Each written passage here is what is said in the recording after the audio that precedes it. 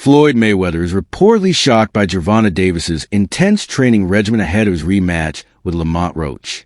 Davis appeared absolutely terrifying in camp, unleashing lightning-fast combination punches that showcase his incredible speed and precision. His sharp movements, coupled with overwhelming power, have left even his most loyal supporters stunned. It's clear that Davis is entering this rematch with a fierce determination and a serious intent to dominate from start to finish. Lamont Roach in training camp, ready for one of the biggest rematches in 2025 against Gervonta same day. One of the biggest faces. While Gervonta Davis is training with intense focus, Lamont Roach is equally committed, putting in hard work at his own training camp. Both fighters are pushing their limits, sharpening their skills, and building strength in preparation for their highly anticipated rematch. Their unwavering dedication on both sides sets the stage for an electrifying and fiercely competitive showdown in the ring. Therapy, he wants to do real estate. They want to say he wasn't all in because him and Roach are friends. He's going to be focused for the second fight. A lot of excuses. They want to say it's because of the braids, the oil getting in his eye. Whatever. This is what really happened. And I just now came to this conclusion because I've been making some other videos for Patreon, but Lamont Roach posted a video recently on... Many observers believe that Gervonta tanked Davis's lackluster performance in his first fight with Lamont Roach was not solely due to Roach's skill, but was largely influenced by Davis's personal struggles. Tank has been candid about the mental and physical challenges he was facing at the time, even admitting that he considered stepping away from boxing and sought therapy to cope. Despite battling these internal issues, he still chose to step into the ring and face Roach. Now, with the rematch approaching, Davis has an opportunity to showcase his true potential and prove that his previous performance was not a reflection of his capabilities when he's at his best. I don't know if Lamont Roach exposed weaknesses of Tank Davis. It very much reminds me of Rolly Romero versus Ryan Garcia. What Roach did, Rolly was doing the same thing. He ended up implementing it better against Ryan Garcia. Tank was having huge issues, and that's the black two sugars. Watch me call that fight. I started laughing. I couldn't believe it because all he was patient with good power.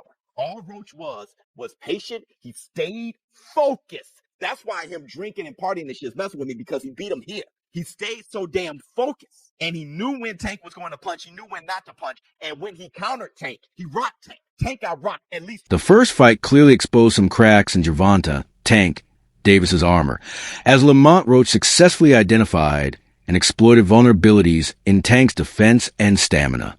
This makes the upcoming rematch all the more pivotal. It will reveal whether that initial performance was merely an off night or a sign that Tank's power and effectiveness may be fading with time. The pressure is immense, as Davis now faces a challenge of reclaiming his dominance and silencing critics who are beginning to question his strength, resilience, and overall readiness to remain at the top. When is Gervonta Davis going to go? Somewhere in the powerful power. Louis deserve to be in the powerful power? Absolutely. Do Terrence Crawford deserve to be in the powerful power? Absolutely. But what about Gervonta Davis? He deserves to be somewhere also in the powerful power. Why don't they give him that credit?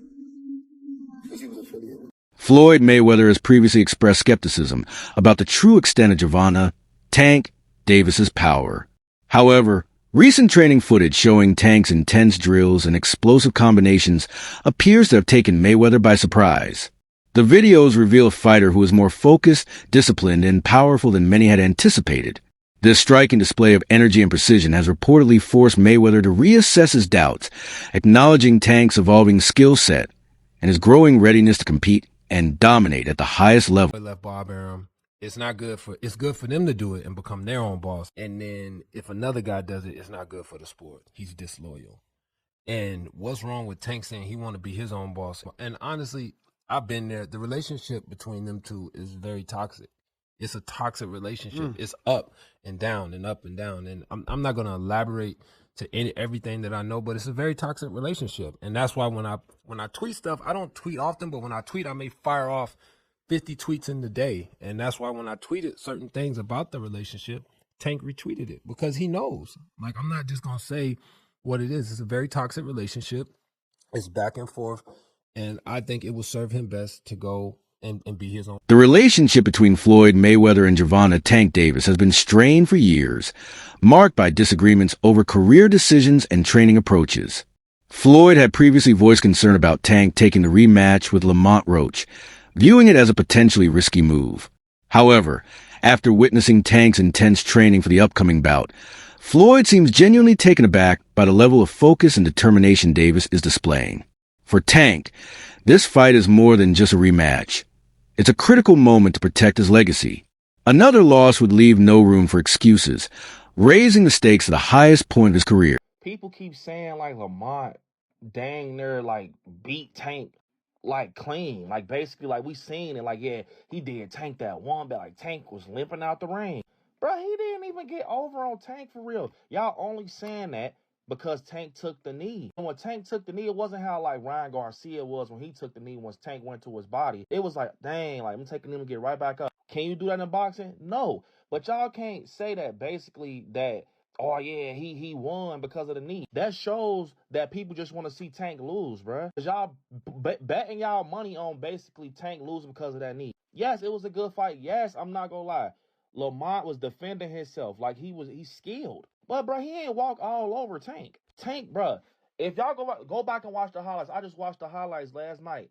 Them last couple of rounds, bruh. Lamont was balled up. Tank was literally, he was trying, like you could tell Tank was like, dang, I waited too long. So he was trying to throw some stuff like to make sure he get that one blow. But it didn't work. So that's why they doing that rematch so they could start over from scratch round 1 to round 12. We gonna start over clean and let's see what's going on now. Now y'all want to be saying, oh no, man, I ain't gonna lie. At the end of the day, the first fight is what matters. No, it don't. Tank was look, he real enough to say, hey bro, let's do a rematch. Now if he ain't do a rematch, it's like, oh yeah, something going on. Nah, hush, hush. Hey Calvin, step to the side. Let me get somebody else right now. I'm gonna be hush. Let me get back in the gym and put my hat on. And we go at it again. I'm not gonna lie, I'm telling you, this version of Tank is gonna be dangerous, bruh. If you know about boxing, come on, it is Gervonta Davis, bruh. Dude is a beast. You think he finna walk around with that on his resume that he almost got cooked by Lamont Rematch? Bruh, if he doing a rematch, he doing it for a reason. He's about to make an example out of him. I'm sorry to tell y'all. And Lamont, you're skilled, but the fact that you keep on trying to just pull that up like that one knee. I beat him because of that one knee. You know, I don't care if he had grease in his eye or not. I whooped him because of that. Bruh, that's how you know he don't got confidence that he's a better fighter than Tank. The fact that he's trying to, because he know that chance comes once in a lifetime. That's why he's so big on trying to, go back. Many experts believe that the hype surrounding Lamont Rematch's performance in the first fight is somewhat exaggerated. They point out that Gervonta Tank Davis went down not from a clean knockout punch, but because grease had gotten into his eyes, impairing his vision and causing his knee to touch the canvas. This key detail suggests that Rematch's victory wasn't as decisive as some have made out to be. Now, with the rematch approaching, Tank is preparing to return stronger, sharper, and more ferocious than ever. He's sending a clear warning to the boxing world. This new, refocused version of himself is a dangerous force, one that should not be underestimated inside the ring. From Mike Coppinger, Tank vs. Roach rematch has been booked for August 16th, I want to say. This fight's going to take place in Las Vegas, so no, Tank will not be fighting Jake Paul. He will not be looking at any further opponents. He's going to be fighting Lamont Rematch once more. What does this mean for Tank? What does this mean for Roach? Not much. I mean, it's a rematch. Tank lost the first fight. He got to get it back, I guess. What are my predictions for this fight? I'm going to go domination by Gervonta Davis. I'm not a big Tank fan, but I don't like Roach whatsoever as a boxer. It's going to take a little bit more from Roach for me to just think that he's on the level of Tank. Like I always say, we have 25-plus fights of Lamont Rematch. He's never looked like a great fighter. I don't think this fight alone makes him a great fighter. I don't think he's going to carry this momentum on into the rematch. I'm going to go Gervonta Davis, brutal, typical knockout fashion. I'm expecting Roach to vacate his 130 title, stop holding up that division. I'm expecting him to make a legit campaign at 135 after being knocked out. But you guys let me know, who do y'all got in the rematch? Did you even want to see this rematch? Remarkably, even some of Gervonta Tank Davis's critics and those who haven't traditionally supported him are now predicting a clear victory in the upcoming rematch.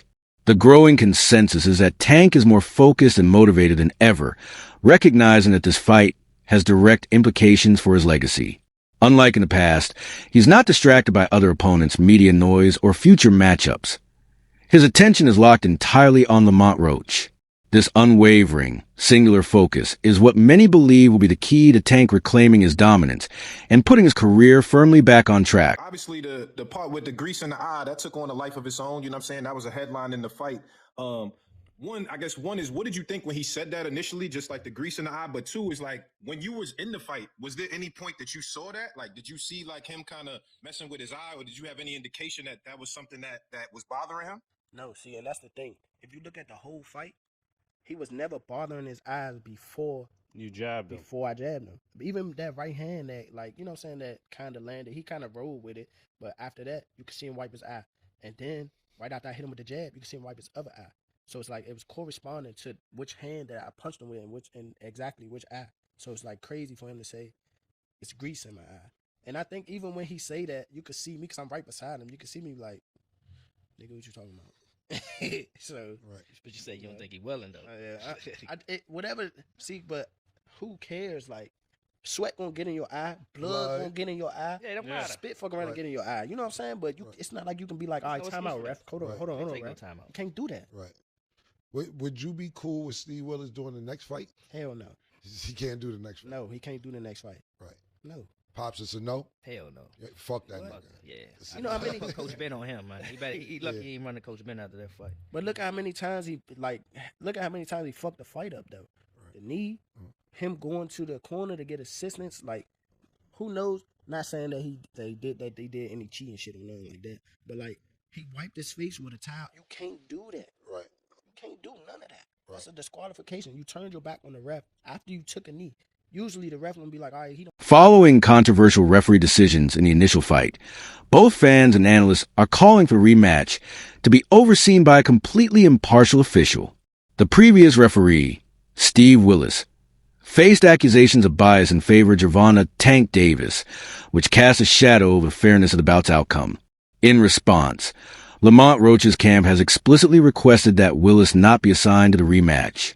The hope is that this time, the fight will be judged with clean and unbiased officiating, allowing the outcome to be determined solely by the fighter's skill, determination, and performance, free of any lingering controversy. The worst decision I think I might have ever seen. I don't know how that's not a knockdown. But anyway, thoughts on the overall fight first, Jeff?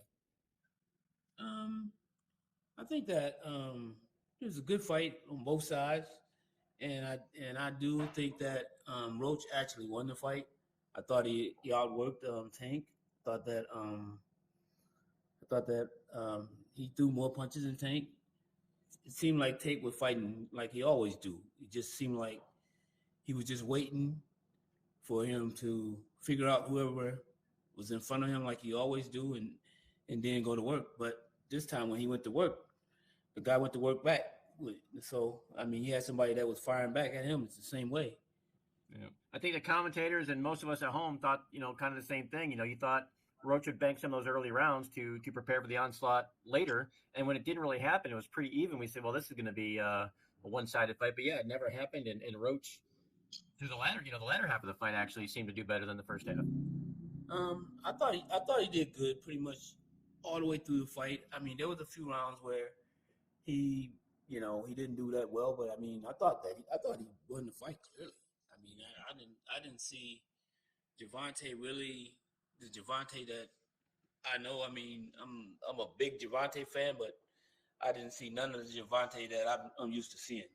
Why do you think that is? Roach was pretty lightly, valued coming into the fight, moving up a weight class. It's not somebody that they expected to give him a huge challenge. What do you think it was that Roach presented to Tank that made it so difficult for him? The one thing is that he fought at the right distance, and he let his hands go, and that's the most important part. That's how you win a fight, by letting your hands go.